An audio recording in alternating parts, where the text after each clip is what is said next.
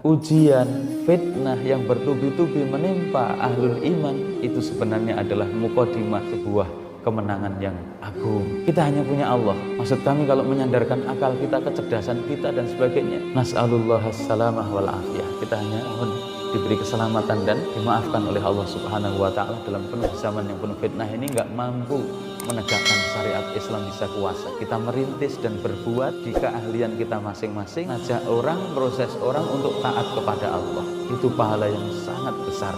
Kenapa Rasulullah, sahabat-sahabat Rasulullah sekuat itu? Imam Malik, generasi yang sudah agak jauh kan, imam madhab yang 4 itu hidupnya kan jauh dari Nabi.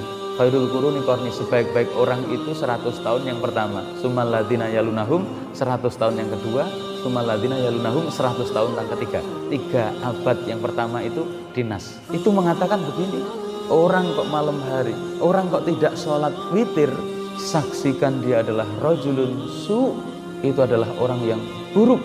Jangan kau ambil persaksiannya, sampai membuat persyaratan agar kuat di atas kebenaran dan keislaman, mengemban syariat Islam dan memperjuangkan keadilan itu.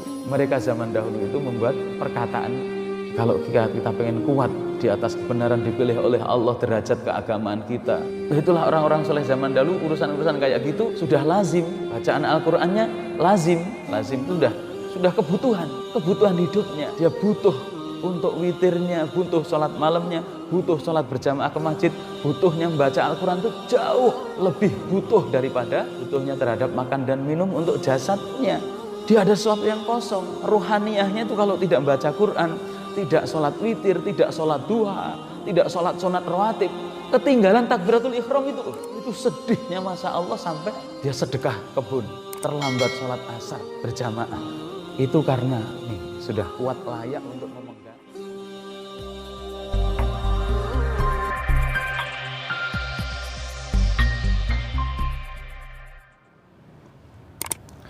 Bismillahirrahmanirrahim. Assalamualaikum warahmatullahi wabarakatuh.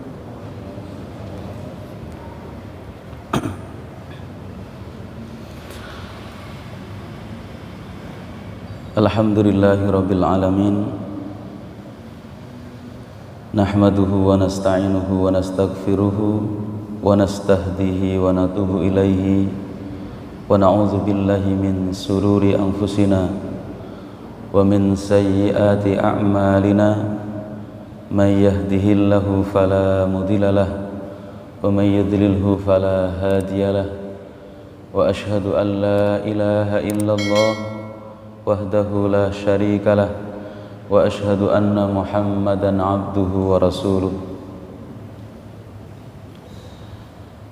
Allahumma anta rabbuna la ilaha illa anta khalaqtana wa nahnu ibaduka wa nahnu ala wa'dika wa wa'dika mastata'na nabu'u laka bi ni'matika alaina wa nabu'u bi dhunubina faghfir lana fa innahu la yaghfiru dhunuba illa anta. Para bapak, para ibu, saudara sekalian, jamaah salat subuh mudah-mudahan dimuliakan oleh Allah dan yang kami hormati.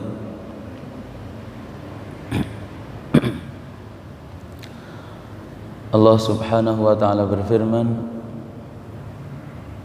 dalam surah At-Taubah ayat yang 100, yaqulu tabarakallahu azza wa jal,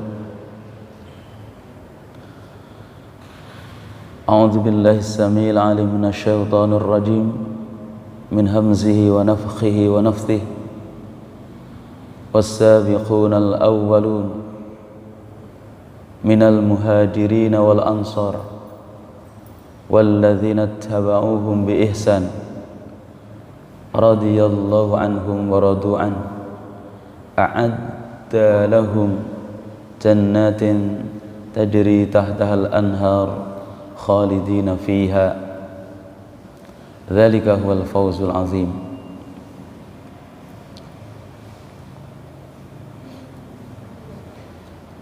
Mereview kembali perjalanan hijrahnya Nabi kita sallallahu alaihi wasallam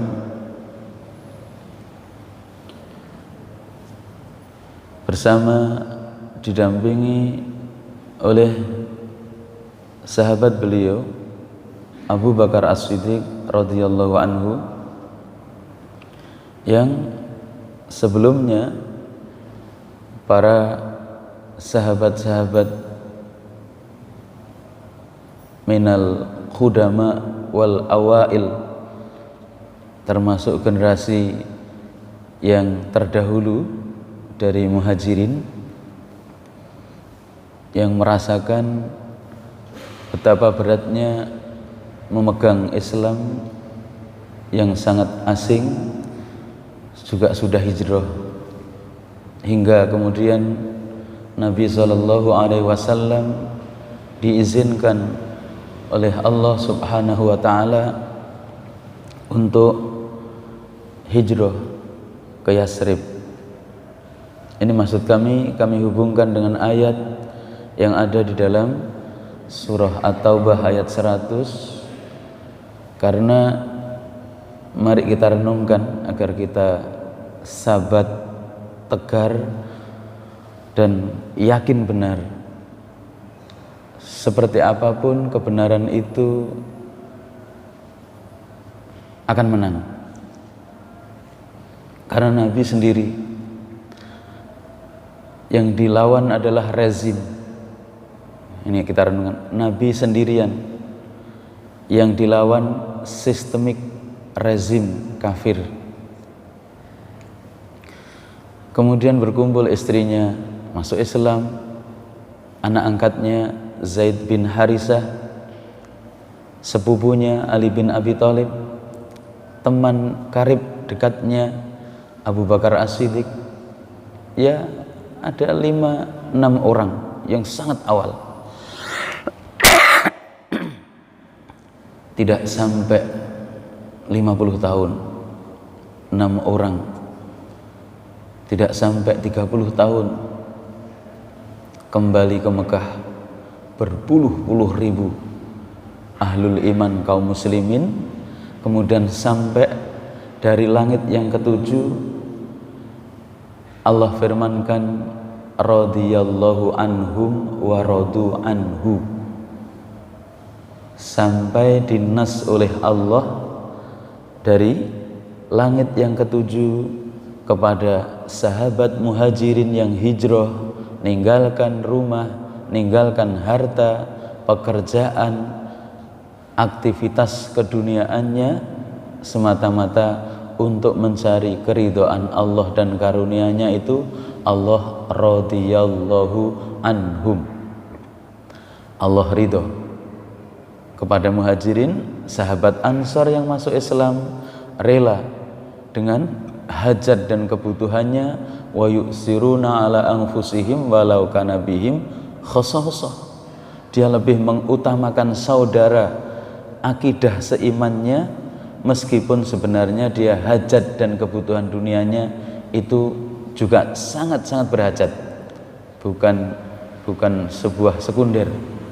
Tapi karena keimanan, seluruh tempat tinggal, fasilitas, ma'isyah, living cost-nya selama awal-awal di Madinah, belum ada aktivitas layaknya orang hidup, mesti harus makan dan minum. Itu semuanya yang mengcover, menutup hajat kebutuhan orang-orang muhajirin adalah sahabat Ansor dengan cara dipersaudarakan itu. Sampai yang punya istri 2 siap untuk ditalak salah satu tanpa sebab, karena agar saudaranya muhajirin itu bisa layak dan tentram hidup di sebuah mahjar, tempat hijrah. Nah, di situ kita review yang sangat menarik perjalanan heroik ini. Sahabat sudah pada berangkat duluan, Nabi pun keluarnya dari rumah juga sampai dihargai 100 unta karena mau dibunuh, bisa membawa Nabi, membawa Abu Bakar dalam keadaan hidup ataupun mati. Itu kan sangat mencekam sekali. Nah, itu maksud kami kita hubungkan dengan ayat ini. Mengapa sampai Allah radhiyallahu anhum, Allah sampai meridhai mereka? Karena amalan, prestasi, perbuatan, arah, orientasi hidupnya jelas di atas kebenaran, meskipun resiko di awal-awal itu sangat dahsyat. Kita nggak bisa membayangkan sebelum hijrah pun penindasan seperti itu. Nah, itu maksud kami agar menyambungkan ayat ini kok Allah sampai ridho.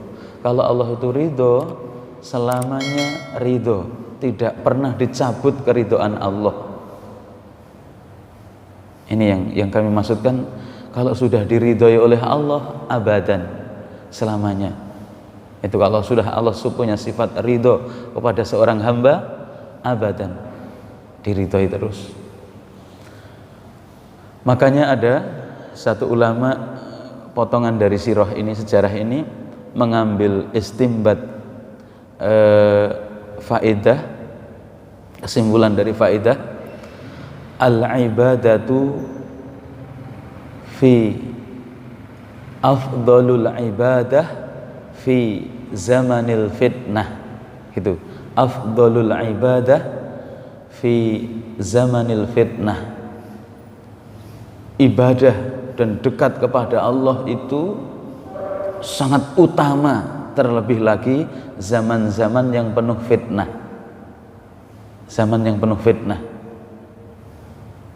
Artinya orang istiqomah jujur akan hancur. Istiqomah menyuarakan keadilan dan kebenaran akan jadi DPO, ditangkap dan dipenjara. Orang yang tegas di atas syariat kebenaran pasti akan dibunuh. Ini penuh fitnah. Kejujuran membuat dia akan lengser dari jabatannya.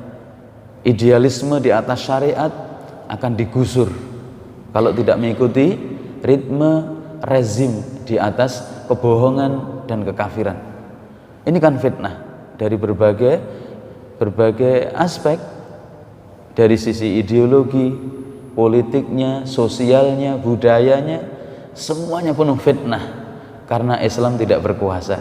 Nah, ternyata para ulama, sebagian ulama memberikan satu kesimpulan dari sejarah tadi, hijrahnya Nabi, kemudian orang-orang yang masuk Islam lebih dahulu sudah pada berangkat hijrah itu, afdalul ibadah fi zamanil fitnah.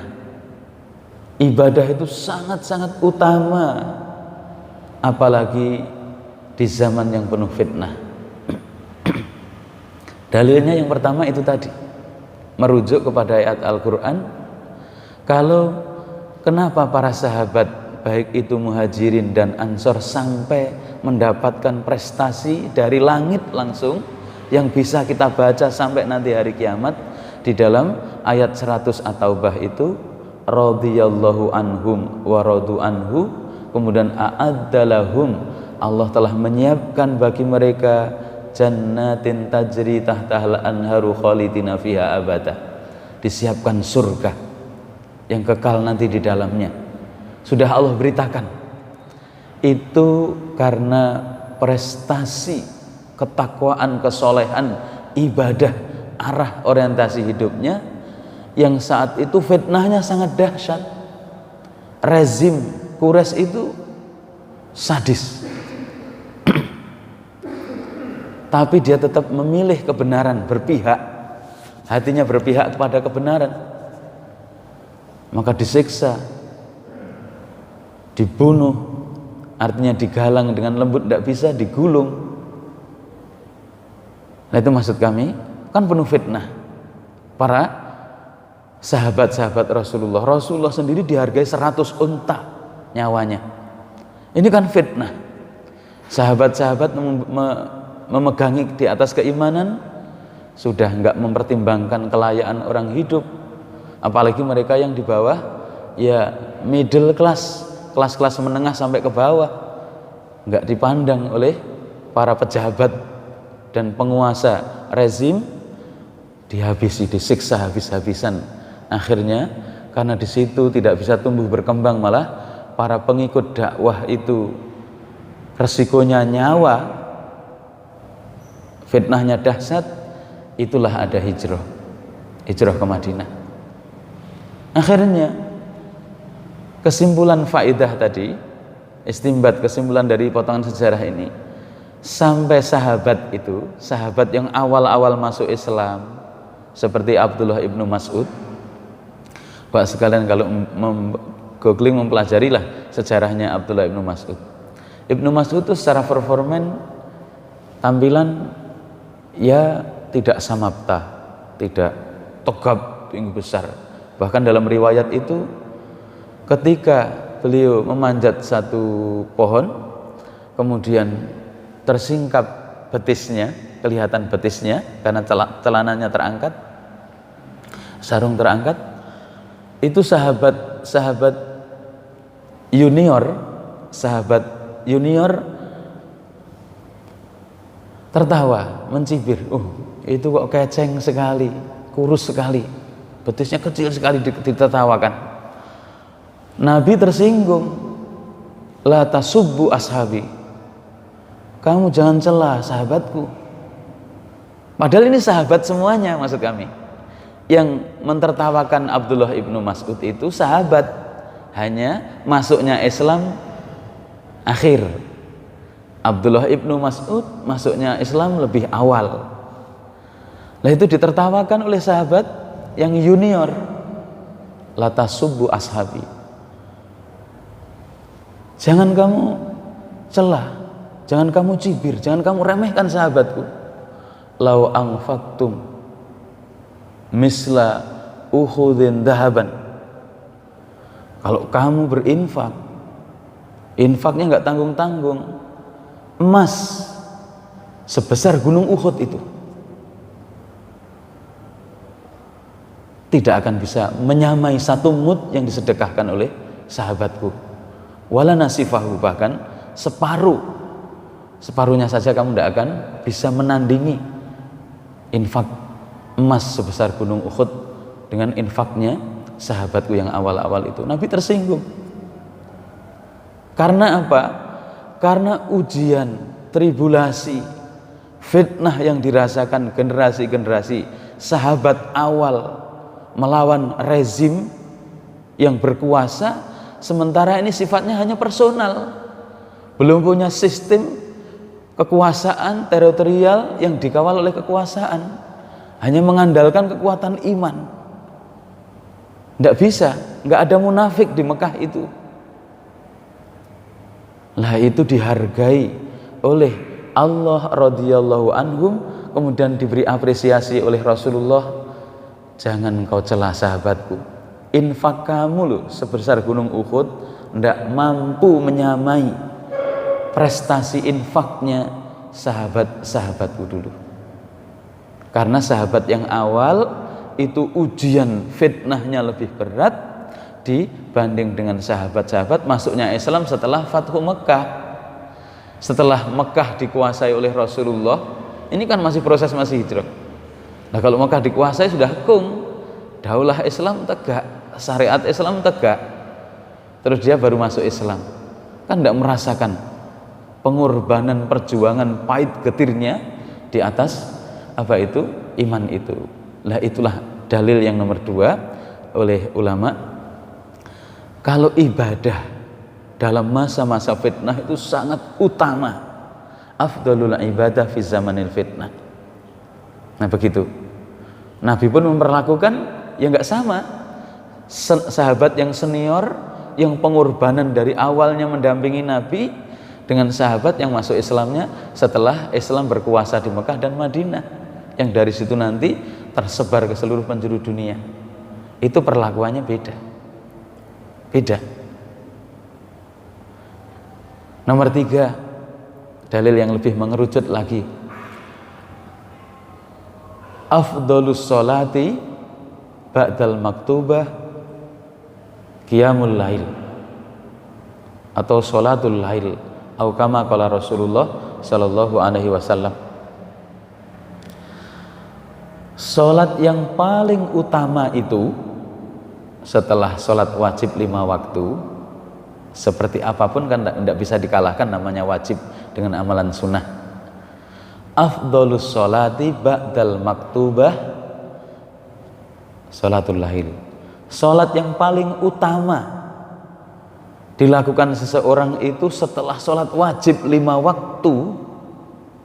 waktu wajib ini, itu adalah sholat malam. Sholat malam meskipun hanya sholat witir, meskipun witirnya hanya dapat 1 rakaat. Alasannya karena di waktu-waktu malam itu keumuman dan normalnya orang adalah istirahat.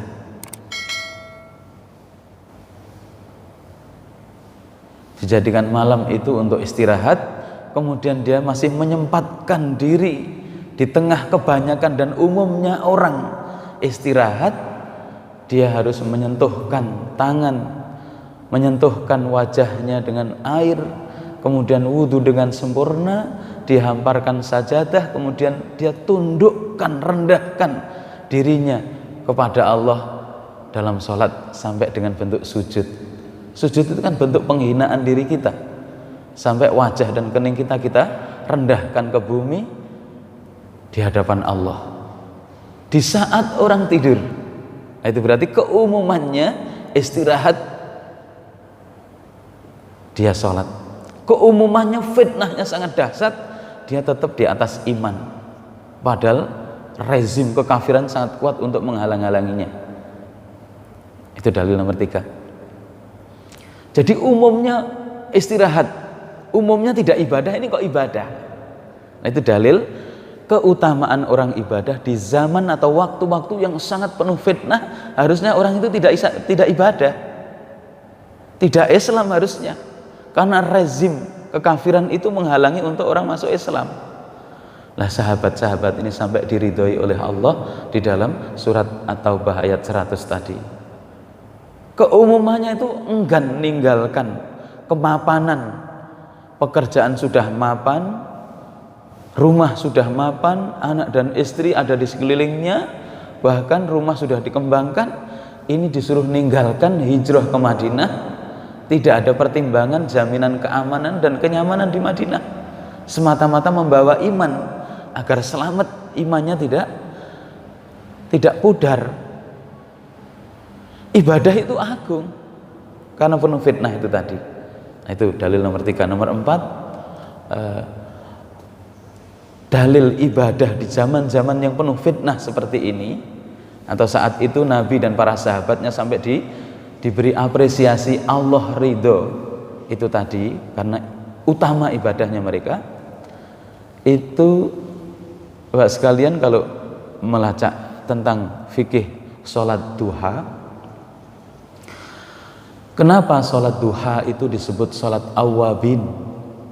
Sholat awwabin, ada orang kalau dalam sholat duha disebut sholat awwabin.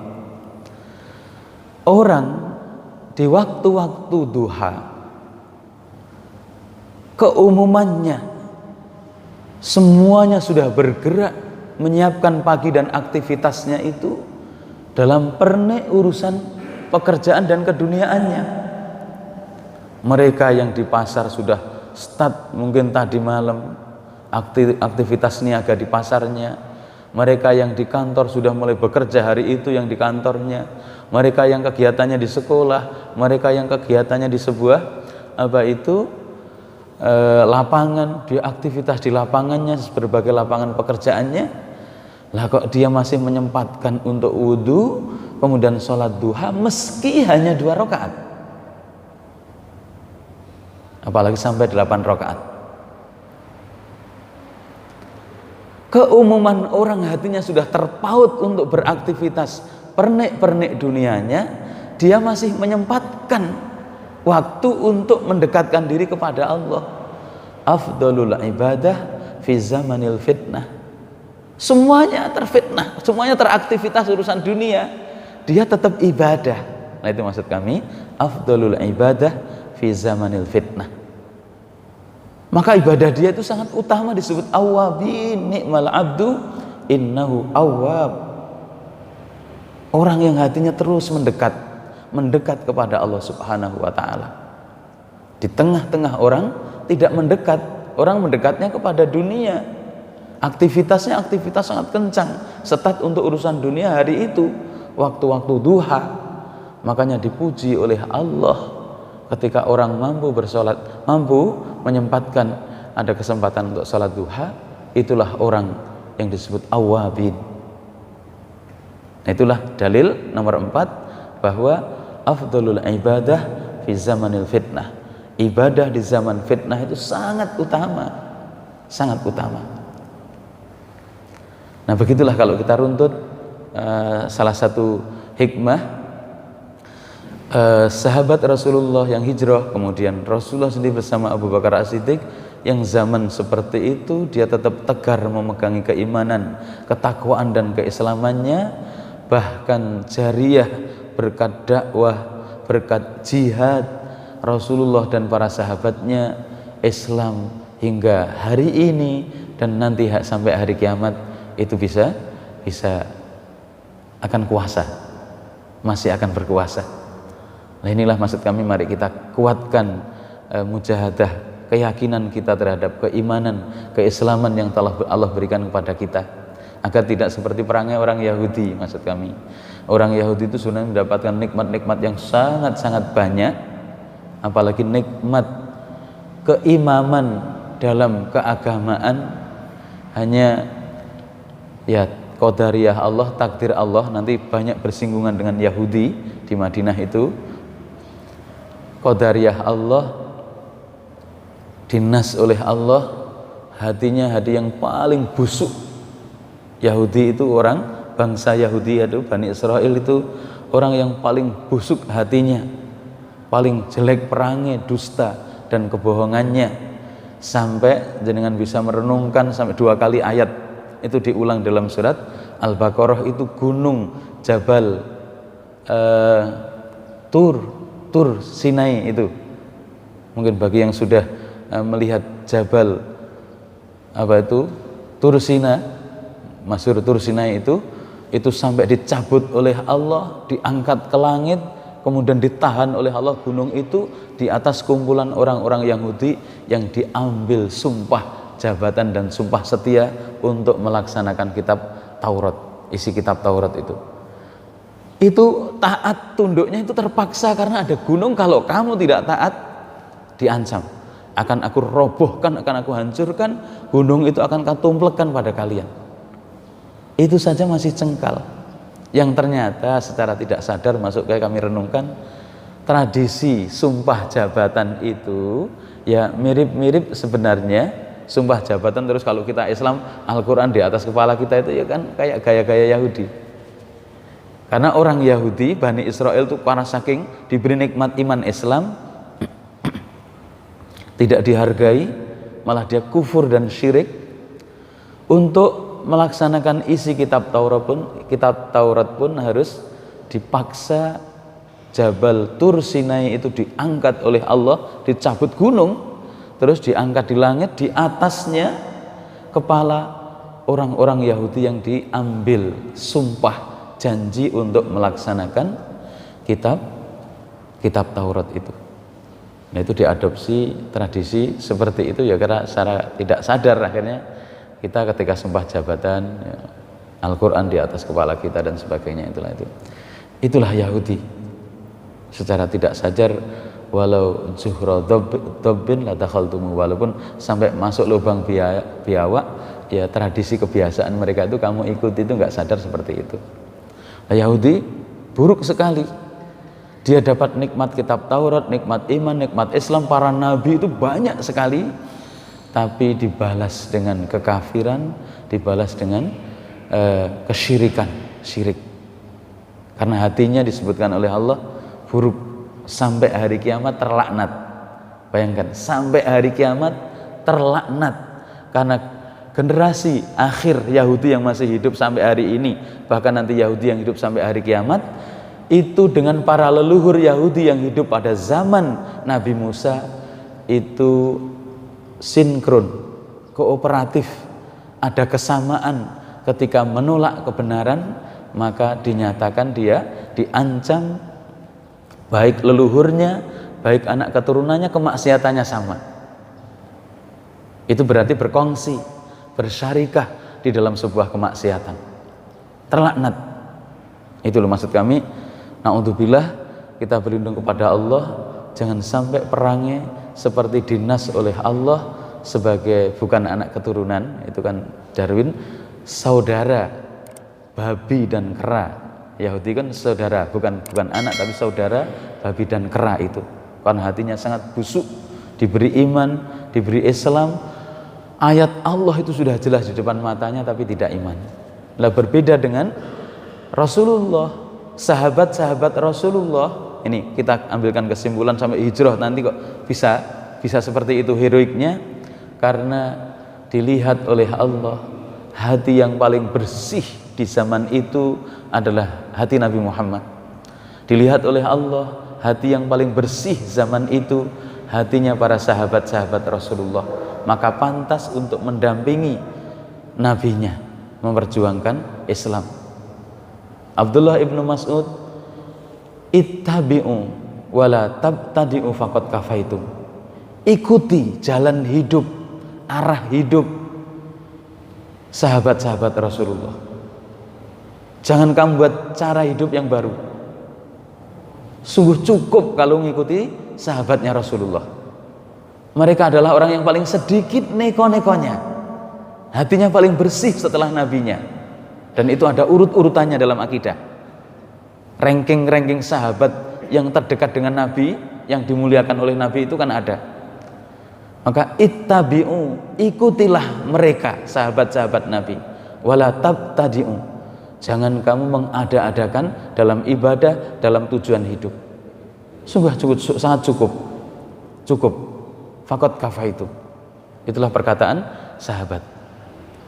Nah makanya dengan kemuliaan-kemuliaan seperti itu meyakinkan bagi kita yang mengikuti agama Rasulullah Sallallahu Alaihi Wasallam, dinul Islam, kemudian para sahabat-sahabat Rasulullah, jalan ahlul iman ini, itu yang jaminannya nanti pasti akan ada kebaikan meski hari ini kita ahlul iman dalam batas-batas tertentu fitnahnya sangat besar.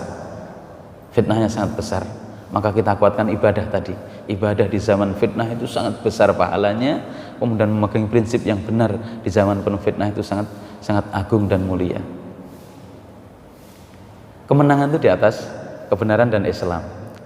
Nah begitulah para bapak, potongan kesimpulan faedah dari potret, kalau kita zoom sahabat Rasulullah yang telah hijrah, kemudian Nabi pun hijrah sampai 3 hari 3 malam itu rangsuman makan BAK-nya di Jabal Saur kayak apa kita nggak bisa membayangkan. Orang semulia Nabi kita Muhammad SAW harus berdarah-darah karena memang heroik untuk memegangi dan membawa syariat ini. Nah tugasnya bagi kita, maksud kami tadi, kita yakin benar di atas kebenaran ini, yang dengan itu akan tegar meskipun fitnah terus bertubi-tubi.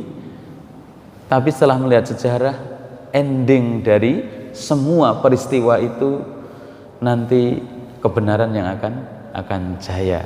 Maka ahli sejarah itu memberikan komentar, ujian fitnah yang bertubi-tubi menimpa ahlul iman itu sebenarnya adalah muqaddimah sebuah kemenangan yang agung. Kita hanya punya Allah. Maksud kami kalau menyandarkan akal kita, kecerdasan kita dan sebagainya, nas'alullah as-salamah wal afiyah, kita hanya mohon diberi keselamatan dan dimaafkan oleh Allah Subhanahu wa ta'ala. Dalam penuh zaman yang penuh fitnah ini nggak mampu menegakkan syariat Islam bisa kuasa. Kita merintis dan berbuat di keahlian kita masing-masing, ngajak orang, proses orang untuk taat kepada Allah, itu pahala yang sangat besar. Nah itu kalau mampu kita laksanakan, tentunya pribadi kita harus dekat dengan pada Allah. Makanya ada perkataan yang menarik di yang terakhir ini saya ingatkan, kenapa Rasulullah, sahabat-sahabat Rasulullah sekuat itu. Imam Malik ini generasi yang sudah agak jauh kan, imam madhab yang 4 itu hidupnya kan jauh dari Nabi. Khairul quruni qarni, sebaik-baik orang itu 100 tahun yang pertama. Tsummal ladzina yalunahum 100 tahun yang kedua, tsummal ladzina yalunahum 100 tahun yang ketiga. 3 abad yang pertama itu dinas. Itu mengatakan begini. Sangat orang kok malam hari, orang kok tidak sholat witir, saksikan dia adalah rajulun su, itu adalah orang yang buruk. Jangan kau ambil persaksiannya sampai membuat persyaratan agar kuat di atas kebenaran dan keislaman, mengemban syariat Islam dan memperjuangkan keadilan itu. Mereka zaman dahulu itu membuat perkataan, orang Islam dia enggak jaga sholat witir itu adalah orang yang buruk. Bentuk syukurnya kepada Allah sampai seperti itu. Lah kita, kalau kita pengen kuat di atas kebenaran, dipilih oleh Allah, derajat keagamaan kita tinggi, tentu membekali perkara-perkara yang sangat-sangat urgen seperti itu tadi. Sampai itu kan berarti kan kayak apa berarti tingkatan kekuatan hati dan imannya kalau sholat witir ditinggalkan, itu berarti rajulun su'un, orang yang jelek. Persaksiannya jangan dianggap sholat witir. Makanya bisa sebelum tidur, ba'da sholat sunnah ba'dal isya, ataupun dia yakin bangun, dia memastikan untuk setelah bangun dia akan sholat. Itulah orang-orang soleh zaman dahulu, urusan-urusan kayak gitu sudah lazim. Bacaan Al-Qur'annya lazim itu sudah kebutuhan hidupnya. Dia butuh untuk witirnya, butuh sholat malamnya, butuh sholat berjamaah ke masjid, butuhnya membaca Al-Quran itu jauh lebih butuh daripada butuhnya terhadap makan dan minum untuk jasadnya. Dia ada sesuatu yang kosong, rohaniyahnya itu kalau tidak membaca Quran, tidak sholat witir, tidak sholat duha, tidak sholat sunat rawatib, ketinggalan takbiratul ihram itu loh. Itu sedihnya Masya Allah, sampai dia sedekah kebun, terlambat sholat asar berjamaah. Itu karena ini sudah kuat layak untuk memegang amanah besar. Akhirnya ditangkap, dipenjara, dia tegar. Itu karena jiwanya tegar di atas kebenaran itu seperti itu. Bahkan jadi DPO untuk dibunuh, kuat dan tegar, tidak malah menyerahkan diri. Nah begitulah para bapak, pelajaran yang bisa kita ambil agar kita menyambungkan diri kita dengan ruh-ruhnya para sahabat yang dipilih oleh Allah sampai diridhoi oleh Allah. Seperti itu, minimal jurang ini jangan terlalu jauh lah, seolah-olah sahabat itu hidup di planet sana, kita di planet yang sini, di planet lain kita hidup di planet ini. Karena itu tadi kita dekatkan diri kita, ruh kita, hati kita, agar bisa meneladani jalan-jalan mereka, para sahabat ahlul iman itu. Karena jalan hidup hanya ada 2, kalau bukan jalannya orang iman, jalan orang kafir. Tidak ada jalan yang ketiga, remang-remang itu nggak ada. Jalan itu ada, jalan ahlul iman surga, jalan ahlul kafir mesti neraka. Tidak ada duanya. Ayatnya begitu di dalam Al-Quran. Aku lupa lihat wa astaghfiruhu innahu huwal ghafurur rahim. Wa sallallahu ala nabiyyina Muhammad wa ala alihi wa sahbihi wa sallam. Assalamualaikum warahmatullahi wabarakatuh.